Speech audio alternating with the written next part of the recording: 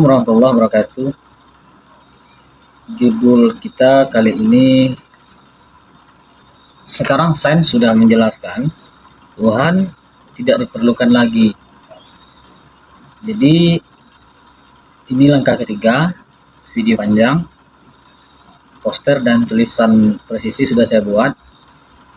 Dan di video panjang ini tentu saya tidak akan membacakan secara literally dari tulisan yang sudah saya buat, tapi kesimpulan besarnya saja atau inti-intinya saja untuk agar videonya tidak terlalu panjang gitu.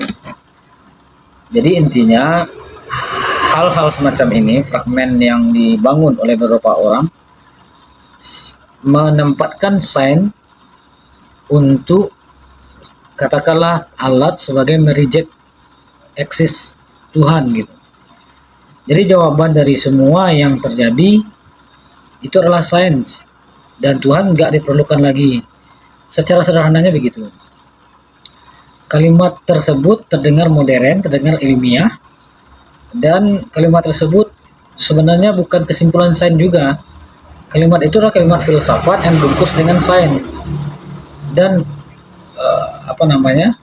kita harus membedakan antara sains dan saintisme atau scientism. Sains adalah metode ia mengamati, mengukur, menguji, dan mengulang sebuah eksperimen, lalu menyusun teori berdasarkan data yang dapat diverifikasi secara empiris. Tetapi sains tidak melakukan pengujian pertanyaan yang bersifat metafisika. Apakah Tuhan ada? Tentu nggak bisa diuji di laboratorium. Mengapa? Dan teleskop misalkan digunakan untuk mengukur Tuhan, tentu nggak mungkin gitu. Maka ketika seseorang berkata karena sains tidak menemukan Tuhan, nggak bisa dikatakan Tuhan tidak ada. Premis ini yang disimpulkan oleh Bapak Ibu atau siapa saja yang dengan sains bisa menjelaskan sebab akibat, hukum kausalitas dan lain sebagainya, tapi di lain sisi menafikan atau menghilangkan eksistensi Tuhan. Di sini masalahnya. Akar pemikiran ini sebenarnya kalau kita tracking ya, karena salah satu ciri khas bukan saya sebenarnya, kita yang mau menjawab atau menyeimbangkan pemikiran-pemikiran liar yang mengatakan seperti judul kita, saya sudah menjelaskan Tuhan tidak perlu lagi. Kita harus men-tracking dulu, cek ke belakang dulu. Pada abad ke-19 muncul filsuf Prancis Auguste Comte 1798 ya sampai 1857. 1798 berarti 1798 sampai 1857, cukup panjang juga umurnya. Namanya Auguste Comte. Melalui course de filosofi positif, Comte mengatakan positifme. Menurutnya, manusia berkembang melalui 3 tahap. Tahap teologis, tahap metafisik, dan tahap positif atau ilmiah. Dalam tahap terakhir inilah, menurut Comte, manusia tidak lagi membutuhkan penjelasan secara teologis. Oke. Ada 3 tahap kata Comte, filsuf Prancis 1798 sampai 1857. Oke. Berarti umur dia sekitar 59 tahun ya, nggak terlalu panjang juga, normal lah gitu. Ada 3 tahap, tahap teologis, tahap metafisik, dan tahap positif atau ilmiah. Kalau teologis ya ketuhanan ya, tapi kalau tentang metafisika ini perlu sedikit saya jelaskan. Di Indonesia kadang-kadang ya kata-kata metafisika dipakai untuk hal yang bersifat mistis. Ini kita bukan bicara mistis ya, tapi metafisika itu yang tidak bisa diuji dengan data empiris atau yang nampak, itu metafisika. Jadi sekarang kata Comte kita pada tahap akhir. Jadi secara ilmiah atau positifme. Jadi dalam tahap akhir inilah menurut Comte manusia tidak lagi membutuhkan penjelasan teologis. Perlu dicatat, ini bukan hasil eksperimen laboratorium, ini adalah teori filsafat dari Comte, Auguste Comte. Ya. Jadi tidak pernah ada penelitian ilmiah yang membuktikan seluruh umat manusia benar-benar melewati 3 tahap tersebut. dia secara filsuf dia mengatakan itu, tapi 3 tahap kata dia ini juga tidak ada pengujiannya secara ilmiah. Oke, bagi yang kenal namanya atau bagi yang setuju dengan pendapat Comte ini, jika ada landasan ilmiahnya, coba berikan, silakan komen di bawah. Kemudian beberapa saat kemudian muncul Ludwig Feuerbach yang sudah kita reaksi juga orangnya. Dia punya buku ya, The Essence of Christianity. Ini dalam bahasa Inggris, tapi judul aslinya dalam bahasa Jerman, Das Wesen des Christentum 1841. Itu tanggal rilis bukunya. Feuerbach mengatakan Tuhan hanyalah proyeksi, sebagaimana judul kita sebelumnya, proyeksi sifat-sifat ideal manusia. Dan dia menawarkan, inilah kira-kira menurut dia tentang teologi gitu, kata si Ludwig Feuerbach. Dan kita bahas yang punya guru namanya Hegel di Jerman. Tetapi teori filsafat mengenai psikologi agama yang ditawarkan oleh Ludwig Feuerbach bukanlah sebuah arkeologi dan bukan juga produk dari astronomi, melainkan hanya teori psikologi filsafat saja. Yang berintinya, kenapa kita yang sudah beragama khusus di Indonesia ini kok menerima teori dia ini? Itu diantaranya tujuan saya. Kalau Bapak Ibu yang menerimanya, coba dilihat lagi video saya tentang siapa Ludwig Feuerbach ini. Jawab pertanyaan-pertanyaan yang saya ajukan. Banyak pertanyaan, saya nggak mau mengulang lagi di video ini. Kemudian Karl Marx mengambil gagasan Ludwig Feuerbach. Kemudian Sigmund Freud mengembangkan pendekatannya secara psikologis. Kemudian Emile Durkheim mengembangkan pendekatan secara sosiologis. Semua mencoba menjelaskan mengapa manusia beragama. Namun, menjelaskan asal keyakinan manusia tidak sama dengan membuktikan Tuhan tidak ada. Itu sayangnya di sini terjadi logika falasi. Ya, orang-orang ini, Karl Marx, Sigmund Freud, Emile Durkheim, ada pendekatan secara psikologi, ada pendekatan secara sosiologi. Emile Durkheim, Karl Marx mengambil gagasan si Feuerbach ini sehingga mengatakan agama adalah candu. Tapi itu adalah sebuah teori yang melompati logika menurut saya. Kenapa teori-teori yang mereka dasarnya dari, misalkan dari Ludwig Feuerbach tadi, kok bisa menafikan Tuhan? Kalau memang nggak bisa, jawab pertanyaan-pertanyaan gitu. Pertanyaannya apa? Ada di post saya sebelumnya.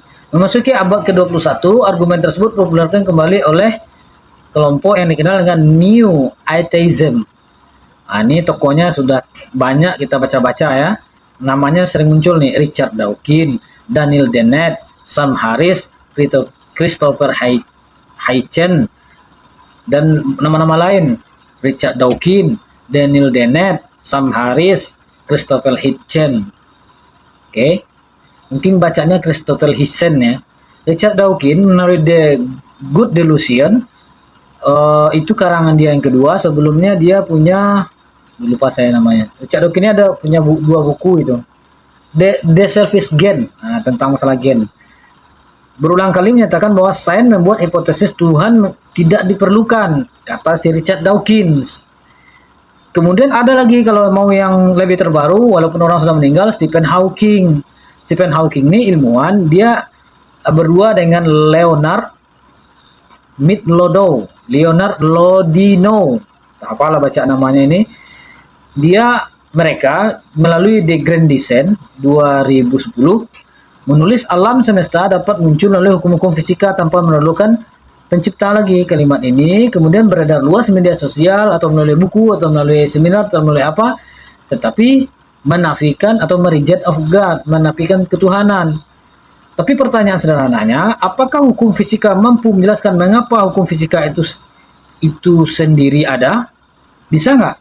Sains dapat menjelaskan bagaimana gravitasi bekerja, tetapi sains belum mampu menjelaskan mengapa gravitasi memiliki konstanta seperti sekarang. Sains dapat menjelaskan evolusi bintang, tetapi sains belum mampu menjelaskan mengapa hukum alam bersifat rasional dan dapat dipahami oleh matematika. Sains dapat menjelaskan reaksi kimia, tetapi sains tidak menjelaskan mengapa hukum kimia berlaku secara universal. Artinya, semakin jauh sains berkembang, justru semakin banyak pertanyaan mendasar yang muncul. Di sini letak argumen. Sains memang begitu, berkembang melalui data empiris, pengujian, laboratorium, dan lain sebagainya. Tetapi yang anehnya kenapa dengan sains membuktikan itu secara pengujian, secara data, tapi kenapa menyipaknya kok ke Tuhan nggak ada? Itu yang lompatan logikanya gitu. Saya berkali-kali disclaimer ya, bahwa saya tidak memasuki ranah sains karena itu ranah yang berbeda gitu ya. Saya hanya mereaksi tentang teologinya saja. Jadi orang-orang yang misalnya kita sebut namanya tadi, yang kita reaksi adalah bukan tentang keilmuan dia, Richard Dawkins, Daniel Dennett, Sam Harris, Christopher Hitchens, hanya tentang yang berhubungan dia dengan teologi saya, termasuk juga Stephen Hawking dan Leonard Mlodinow, apalah baca namanya. Jadi intinya, contohnya juga sudah saya buat. Saya menjelaskan mekanisme, sedangkan pertanyaan tentang Tuhan berbicara mengenai dasar keberadaan. Contoh sederhana, seorang insinyur mampu menjelaskan bagaimana mesin mobil bekerja, tetapi penjelasan itu tidak menjawab siapa yang merancang mesin tersebut. Yaitu contoh sederhana saja gitu.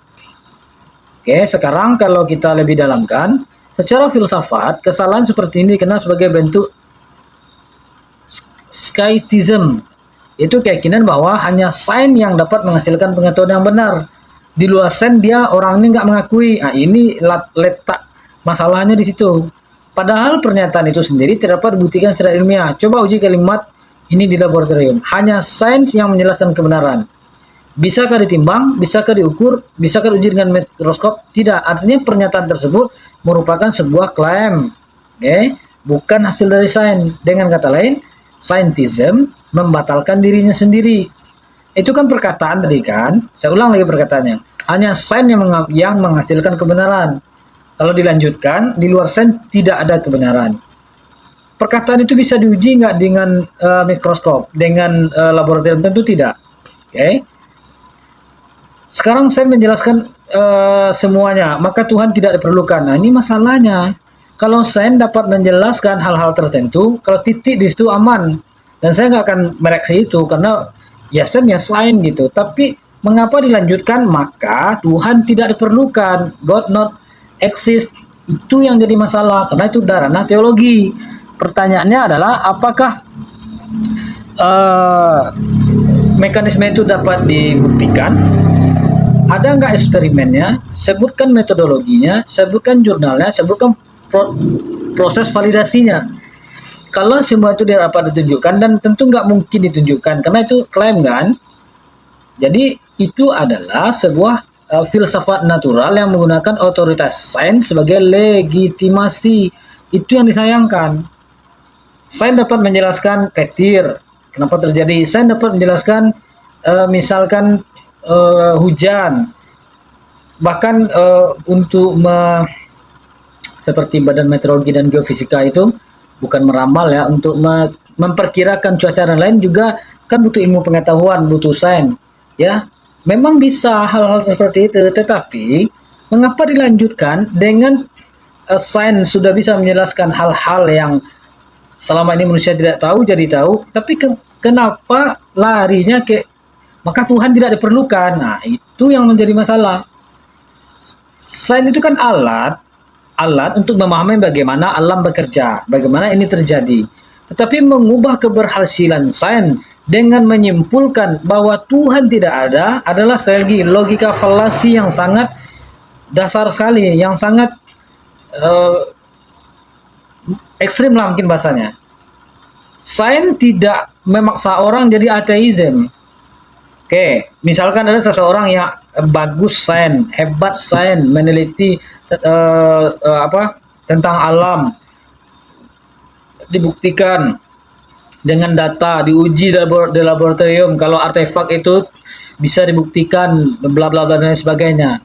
Dan itu good, bagus. Tapi kenapa dengan begitu, dengan keberhasilan sains itu, kok Tuhan yang dinafikan atau tidak adakan? Padahal sains sendiri tidak pernah menyuruh orang menjadi ateis, anti Tuhan. Di sana kunci letak permasalahan menurut saya. Kalau kalau kita urai banyak permasalahan lainnya, perkataan yang tadi, sains sudah bisa menjelaskan Tuhan tidak diperlukan lagi, banyak, tapi intinya itu. Jadi, sejarah ilmu pengetahuan justru menunjukkan gambaran yang jauh lebih kompleks. Contoh Isaac Newton. Isaac Newton 1642 sampai 1727, salah satu tokoh terbesar ya. Kalaupun bukan terbesar, tokoh besar dalam fisika, menulis filosofi, naturalis, Principia Mathematica 1687. Newton memandang hukum-hukum alam sebagai bukti keteraturan ciptaan Tuhan. Baginya, hukum gravitasi menjelaskan bagaimana alam bekerja, bukan mengapa alam semesta ada. Oke, artinya Isaac Newton pun tidak menafikan eksistensi Tuhan. Oke, selanjutnya ini lebih ke belakang ya, Johannes Kepler, perumus hukum gerak planet, bahkan menyebut pekerjaannya sebagai upaya memikirkan pikiran Tuhan setelahnya. Bagi Kepler, mempelajari astronomi bukan berarti menggantikan Tuhan, tetapi bagaimana memahami keteraturan dari ciptaan Tuhan itu. Kalau Johannes Kepler ini 1571-1630, dia lebih ke planet yang terkenalnya. Kemudian siapa lagi? Blaise Pascal 1623-1662, seorang ahli matematika dan fisika juga dari Prancis, tetap mempertahankan keyakinan religius sembari menghasilkan kontribusi besar untuk teori probabilitas, tekanan fluida, dan matematika dan lain. Siapa namanya? Blaise Pascal, orang Prancis. Sebelumnya siapa? Johannes Kepler. Sebelumnya siapa? Isaac Newton. Gak ada yang menafikan Tuhan, brother. Oke, kita lanjut. Michael Faraday, penemu induksi elektromagnetik yang menjadi pondasi pembangkit listrik modern. Michael Faraday gak jarang namanya muncul di ranah teologi, tapi kita mau lihat orang-orang yang hebat secara sains, tetapi tidak menafikan Tuhan. Itu maksudnya.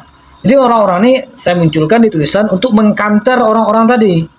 Michael Faraday, 1791-1867, penemu induksi elektromagnetik yang menjadi salah satu elemen terpenting dalam dunia pembangkit listrik. Johannes Kepler, Isaac Newton, ya, tidak ada orang yang menepikan Tuhan. Oke, jadi begitulah kira-kira. Masih kurang, ada lagi James Clerk Maxwell, 1831-1879, penyusun persamaan elektromagnetik yang menjadi dasar teknologi komunikasi modern. Katanya gitu ya, saya nggak mau sok tahu di kemajuan handphone, HP, Android dan lain sebagainya ini ya dari ilmu siapa ini? Clerk Maxwell ini. Kalau Michael Faraday itu ke listrik ya, kemudian si Blaise Pascal itu teori probabilitas.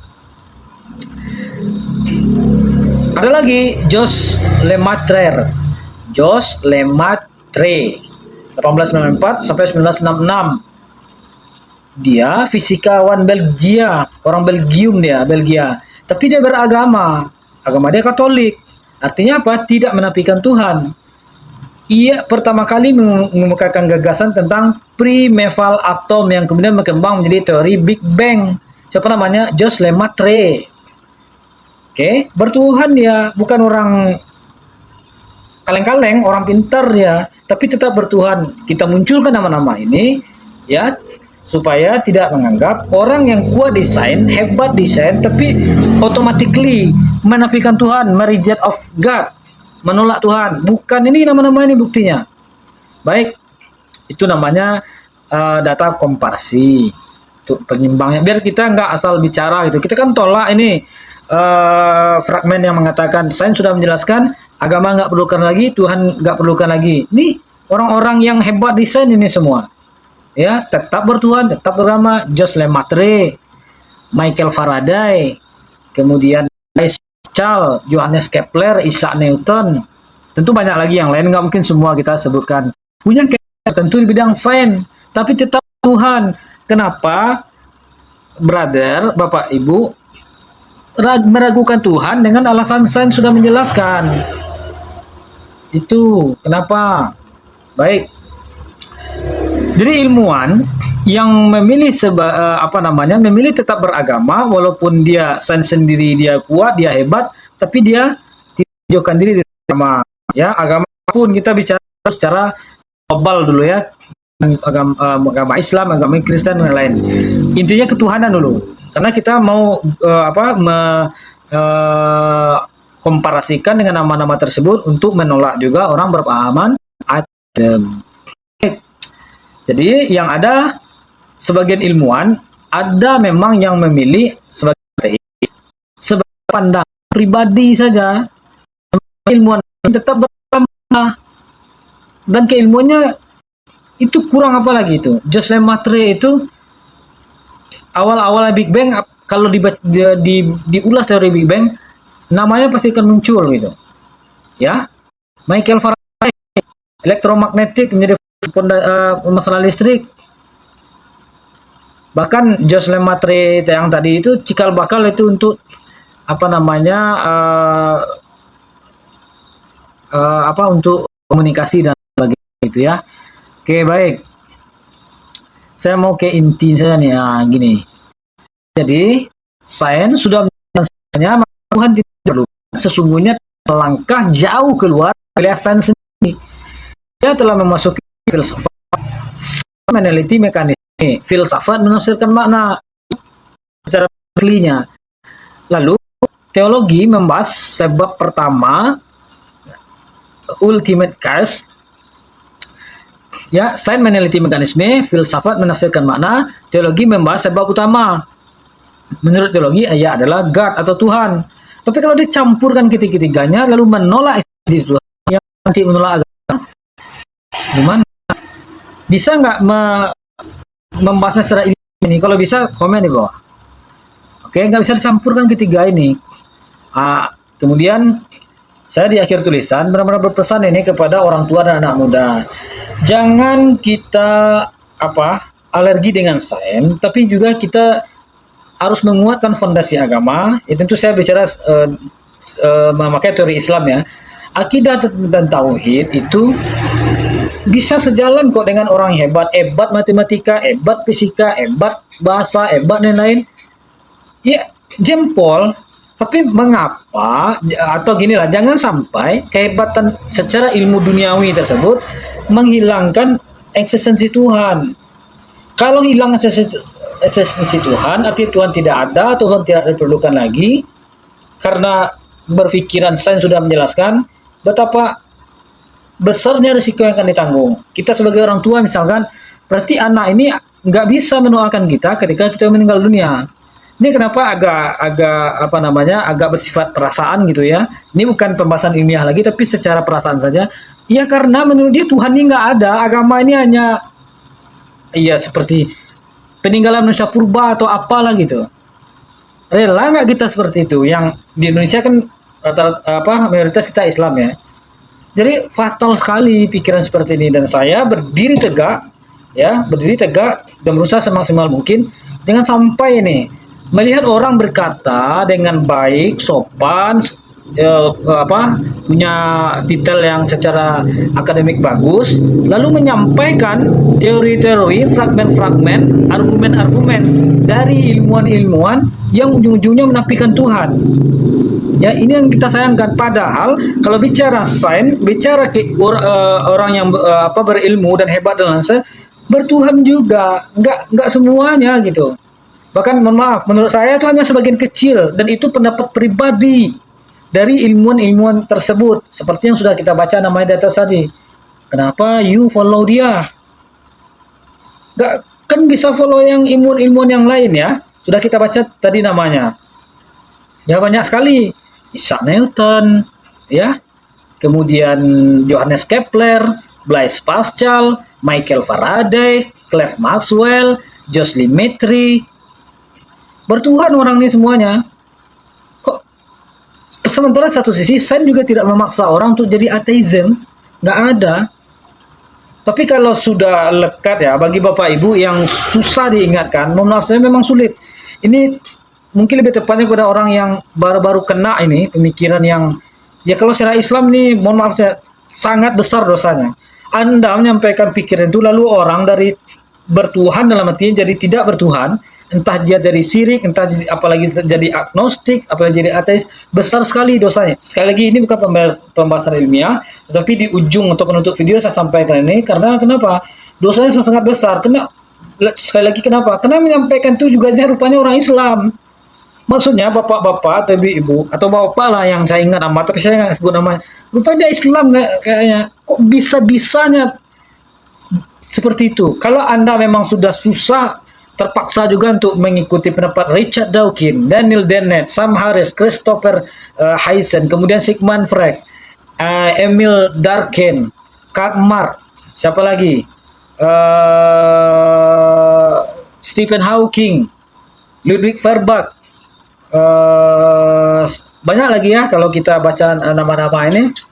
Immanuel Kant, David Hume, siapa lagi? George Berkeley, John Locke dan lain-lain. Ya silahkan, tapi nanti tanggung jawab nanti di akhirat. Bicara Anda pun percaya akhirnya kan, kalau sudah pahamnya susah dia percaya akhiratnya. Dia mungkin menganggap hidupnya hanya dunia saja. Ya, tidak ada yang bisa memaksa. Kalau itu juga pikirannya secara undang-undang pun sebenarnya kalau kita boleh saya nggak berani mengatakan bahwa itu tidak pas karena Indonesia ini harus bertuhan karena ketuhanan Maha Esa Pancasila. Tapi hukum yang masih abu-abu ya, tidak bisa menghukumi orang yang sampai menyampaikan pendapatnya di media sosial seolah-olah menghambarkan Tuhan. Ya saya, mungkin bukan saya aja, beberapa orang lain, ustaz-ustaz lain lah gitu ya, terutama yang di Islam, ya hanya mampu mengkanter balik dengan mencoba. Kalau dia pakai teori, kita juga pakai teori ilmiah. Silahkan diuji. Bahkan saya pribadi, satu-satu topik, saya buat 5 langkah. Tulisan presisi, poster, video panjang nih, seperti sekarang, video long. Video short yang dibuat tersendiri, bukan potongan dari long. Kemudian live sampai live. Anda, Bapak, Ibu, yang mudah-mudahan harapan saya yang terpengaruh seperti ini, mudah-mudahan bisa comeback. Kembali kepada Tuhan baik. Bukan Islam saja, apapun agama, Tuhan dengan baik, beresikonya besar gitu. Bukan resiko usulnya, resikonya pertanggungjawabannya sangat besar. Tapi kalau nggak bisa juga ya apa boleh buat kayak gitu ya.